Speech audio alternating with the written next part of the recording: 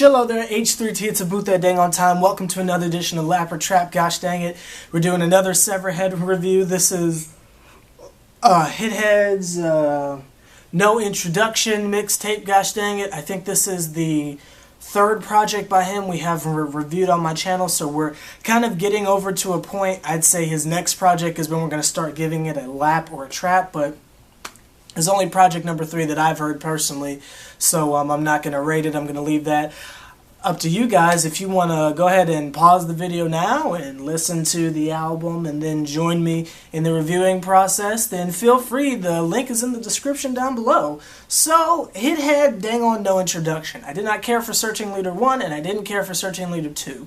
There was one song on Searching Leader 2 I liked. I think it's like The Flavor in Your Ear, or something like that. I thought that hook went hard. I don't know if he wrote that, but that's neither here nor there.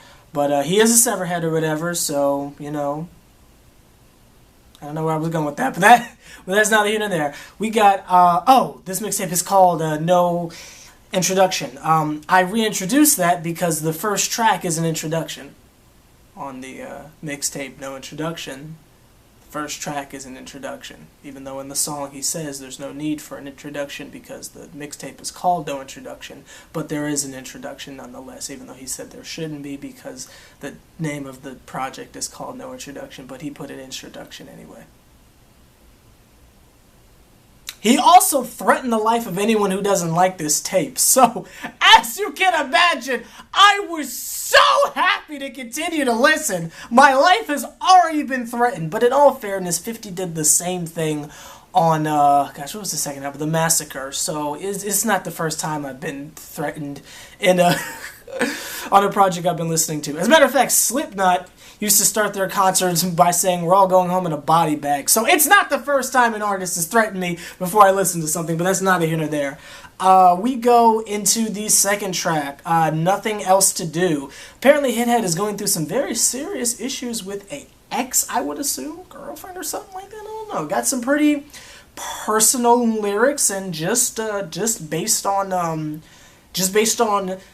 the lyrical content, if I was a young female, I would not mess negatively with Hithead because I don't want to end up in a trash can somewhere, but that is neither here nor there. Also, Drop the World, love the beat, love how you and Wayne had a little duet, but no M-verse? Like, as much as you, like, obsess over Eminem, I was, like, really shocked you didn't do Eminem's verse. I was like, what? It would be like if I did like 6 foot, 7 foot, and only did Corey Gunn's part.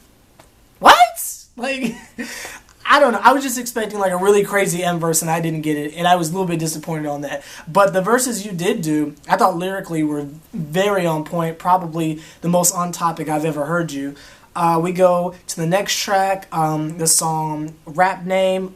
You've got a very good flow on it. Your flow is definitely improved, and it flows with an S now. It's not just the same delivery on every song. He's mixing it up and making things interesting. I didn't understand why there was a minute-long fade-out at the end.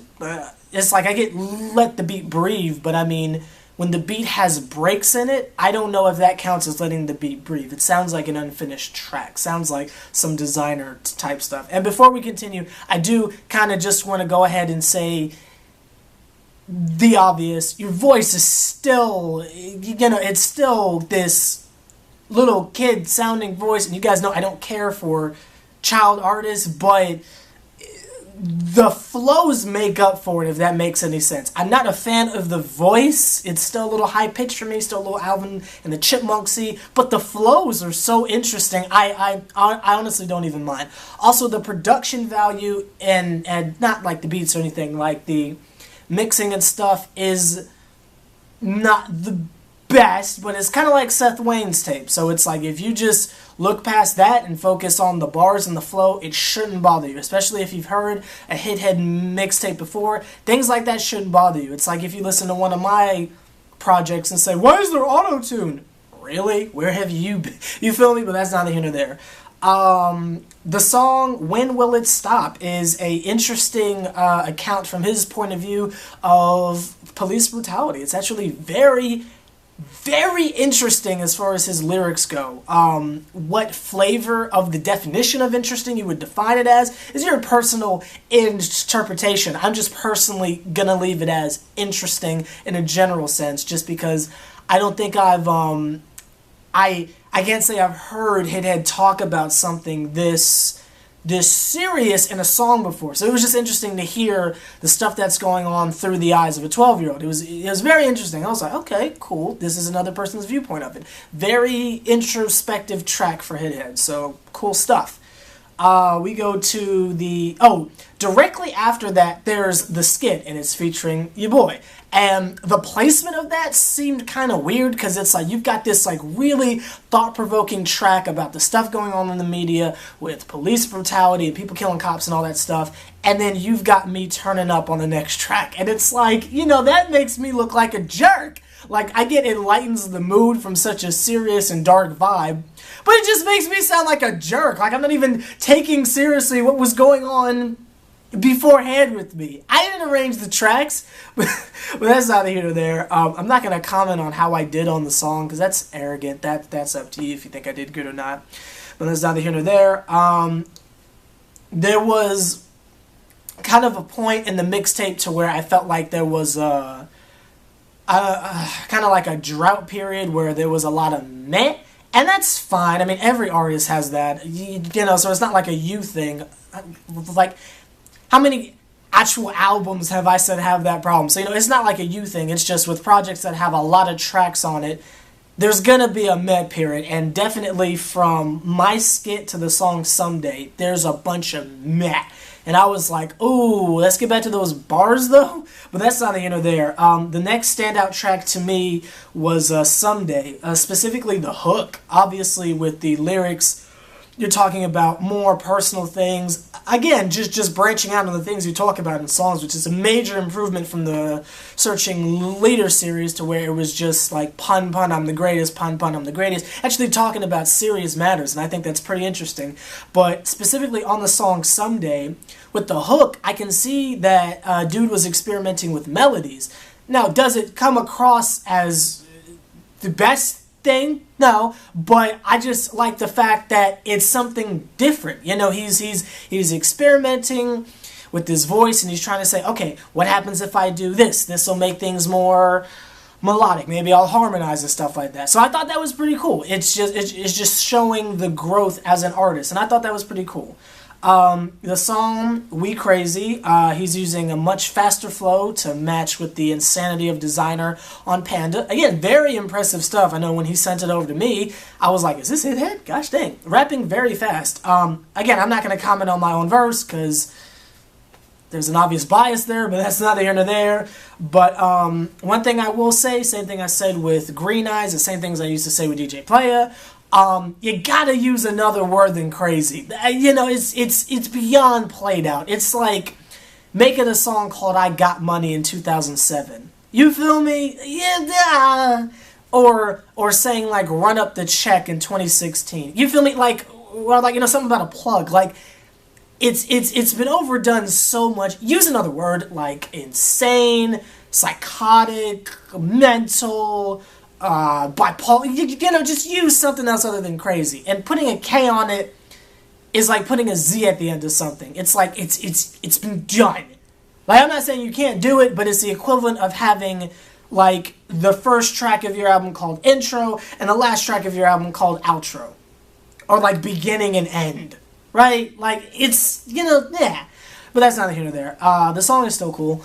Everybody, DJ Playa freaking murdered that, gosh dang it. And I'm sorry for my bias here, but DJ Playa is the best rapper alive, and dude just shows it. I mean, the stuff he sends me for Lemons, the stuff he lets me hear from his mixtapes. I mean, God, this dude, guy is just on another level, but that's neither here nor there. And I like the fact that Hithead let that man just be him. You know, I can't imagine it was a situation to where he said, okay, the song is about blah, blah, blah, do blah. He just said, okay, play it, you know, do you think? And dude freaking killed it. Last point I want to say before I do a quick wrap-up is, did we really need 3 versions of All the Way Up? I don't know if I need to hear that. As much as I love hearing DJ Playa rap, I could listen to that dude rap all day long, but I don't think I needed to hear 3 versions of your particular song, Hithead.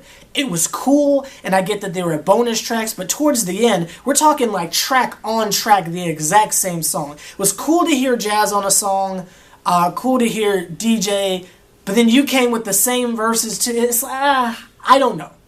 Maybe if you split it up and there was another bonus track in there, then maybe, or maybe one of them was like a hidden track, it wouldn't have been as repetitive. But hearing it on that 3rd time, I was like, bruh, oh my gosh, if I hear this beat one more time, French, stop. But that's neither here nor there. As a whole, I definitely like this more than Searching Leaders 1 and 2. I'm not going to give it a lap or a trap. I still think it's too early for that, but next project I would definitely rate it myself. Overall, good job. You've come a long way. You've gone from Lil Twist to Lil Chucky. And that sounds like an insult, but no, it's not. You know, because Chucky got bars.